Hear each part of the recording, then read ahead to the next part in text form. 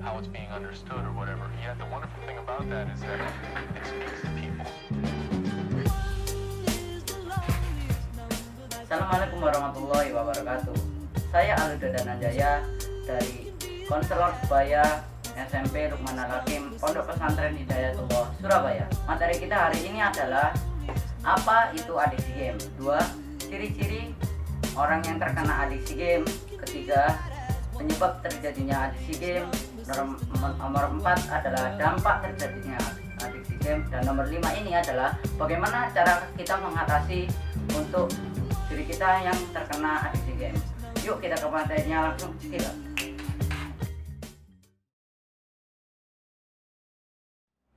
Oke teman-teman, tadi kita masuk materi yang pertama, yaitu apa itu adiksi game.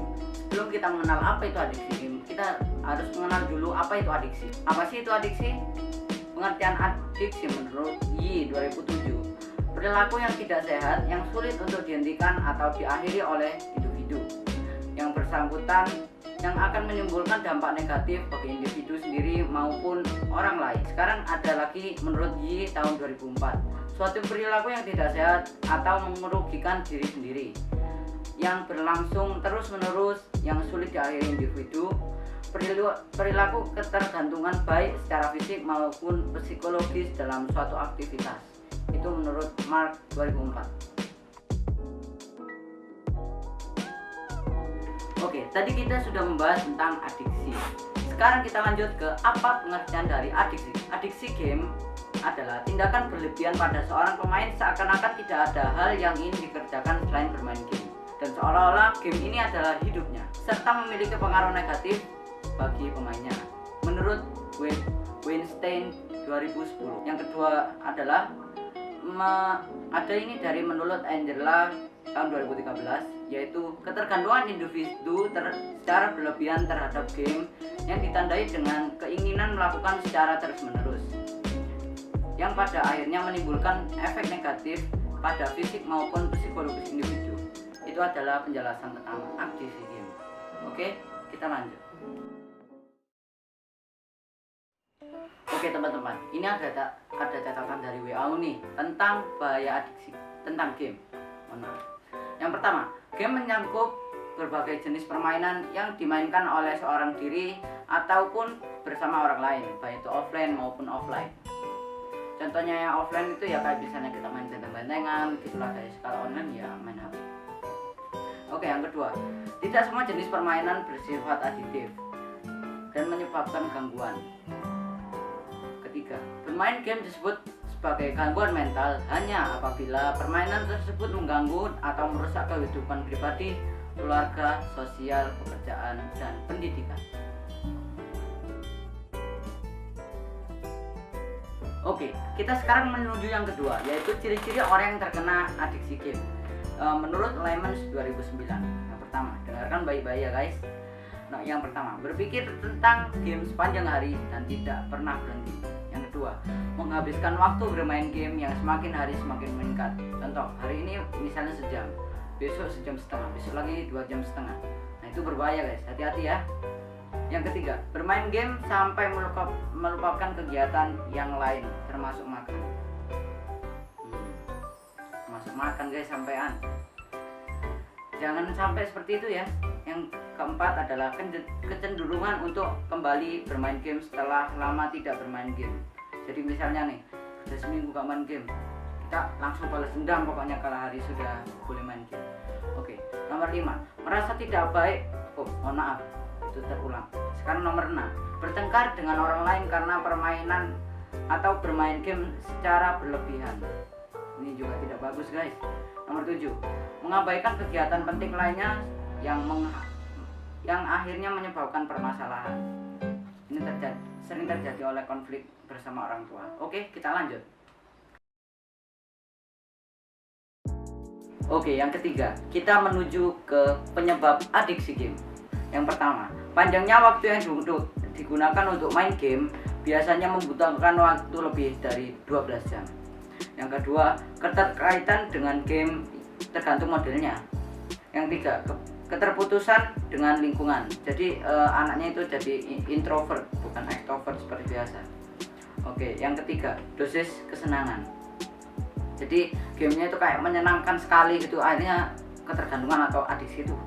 Yang nomor 5, lingkungan yang aversif atau tidak menyenangkan. Biasanya lingkungannya anak-anak nakal, dia sering dibully, itu akan cenderung ke game guys.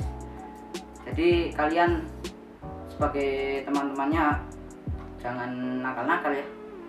Yang 6, rasa penasaran pada game tersebut. Biasanya kan game-game viral gitu, jadi anaknya penasaran nyoba-nyoba, malah adiksi. Oke, kita menuju ke slide selanjutnya.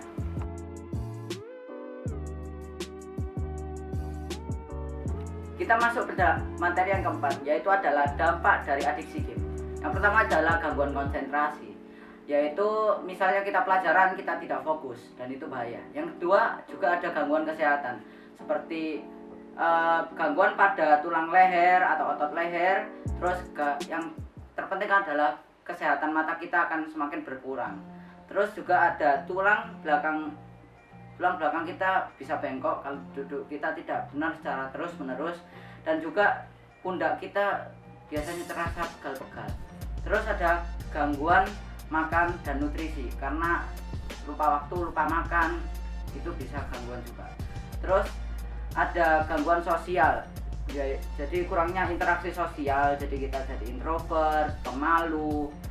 Dan selanjutnya gangguan belajar, yaitu seperti malas untuk sekolah dan malas untuk belajar, menunda-nunda pekerjaan tugas. Jadi kalau misalnya ada tugas deadline-nya umpamanya besok, kerjaan besok aja gitu.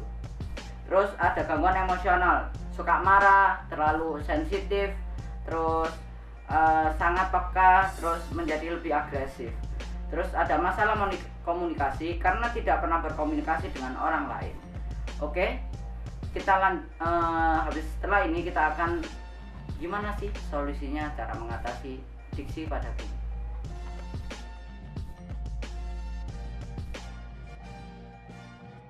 Oke, seperti yang sudah saya jelaskan sebelumnya, kita akan membahas tentang bagaimana sih caranya kita agar tidak terkena adiksi game. Oke, di sini saya sudah menyiapkan kerangka berpikir sebelum bermain. Yang pertama, game yang kita mainkan itu untuk apa sih? Yang kedua adalah berapa waktu yang pantas untuk kita bermain game. Dan yang ketiga adalah game apa yang cocok untuk kita mainkan agar tidak menimbulkan adiksi. Oke, kita menuju yang nomor 1. Oke, yang pertama, game itu untuk apa sih? Nah, apa aja sih manfaatnya di game?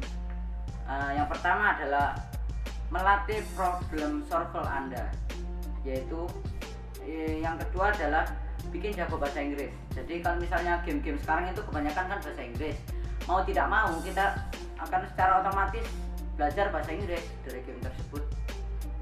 Termasuk saya juga seperti itu. Yang kedua adalah mengasah teamwork. Jadi jika kalian main game yang bertim gitu, mengasah kalian untuk timnya itu baik atau tidak gitu. Terus bisa juga menghasilkan uang. Seperti ada contoh salah satu teman saya, yaitu dia bisa menghasilkan uang dari game tersebut. Jadi dia itu ada juga joki atau misalnya YouTuber juga bisa, terus berjualan akun, jadi skin-skinnya gitu dia jual juga bisa. Terus halo stres dan depresi, kalau misalnya kita stres lagi apa, kita refreshingnya dengan game. Terus bikin kita jadi kreatif, contohnya kita bermain Roblox Studio. Terus nambah teman dan relasi, karena game online itu bisa aksesnya kita luas untuk berteman. Terus bisa mengontrol sesuai profesi impian. Oke, yang kedua ada beberapa waktu yang ideal untuk bermain game. Ini kita silakan baca sendiri, kami akan menampilkannya.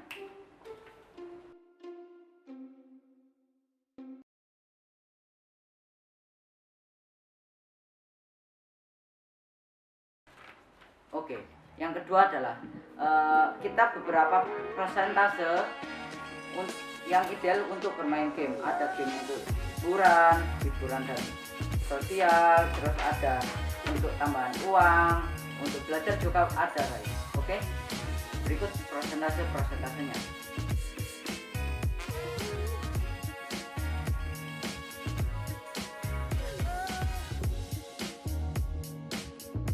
Yang ketiga, apa saja sih game yang cocok untuk kita? Jadi ada beberapa genre game kita akan tampilkan. Yang pertama ada strategi, 3 RPG, ada simulasi, laga, aksi, musik, dan pendidikan. Pendidikan juga ada guys. Jadi gamenya itu sambil kita belajar gitu juga bisa, kayak buka gambar dan lain-lain.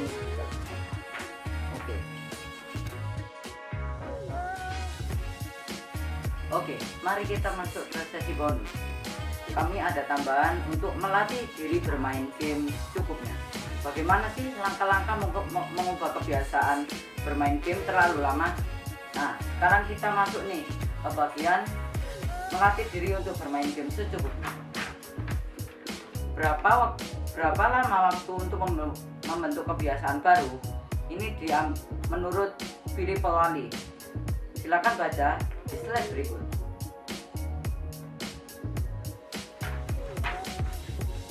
Oke, sekarang kita menuju ke tips langkah-langkah mengubah kebiasaan kecanduan bermain game. Nomor 1, tentukan jangka waktu untuk memulai kebiasaan baru. Yang kedua, kurangi waktu bermain sedikit demi sedikit. Jadi supaya tidak kaget. Kalau misalnya langsung drop, biasanya nanti akan ada gangguan psikologis. Yang ketiga, ganti waktu yang digunakan untuk bermain dengan kegiatan yang lebih bermanfaat dan positif, dan tentu saja positif. Alternatif kegiatan positif, belajar termasuk mengerjakan tugas. Jadi kalau misalnya ada tugas itu silakan langsung dikerjakan secepatnya. Oke. Terus bisa juga berorganisasi, seperti kalau di Luqman Al-Hakim itu ada gerakan pendiri Hidayatullah, juga bisa disebut dengan GBH. Terus OSIS, terus IPM, ya seperti itu. Juga membantu dan berbakti kepada orang tua. Tapi kalau untuk membantu atau berbakti kepada orang tua ini kewajiban dan waktunya harus 24 jam setia untuk berbakti pada orang tua. Terus juga bisa olahraga untuk menyegarkan badan di saat COVID pandemi seperti ini. Juga bisa membaca buku untuk menambah wawasan dan ilmu kalian. Juga bisa melatih soft skill kalian. Nah, tibalah kita di penghujung video. Jika kami ada salah kata dan salah materi, kami mohon maaf. Saya Arif Jaya dari Waktu Bahaya sampai Luqman Al-Hakim dari Pondok Pesantren Hidayatullah Surabaya. Pamit undur diri. Assalamualaikum warahmatullahi wabarakatuh.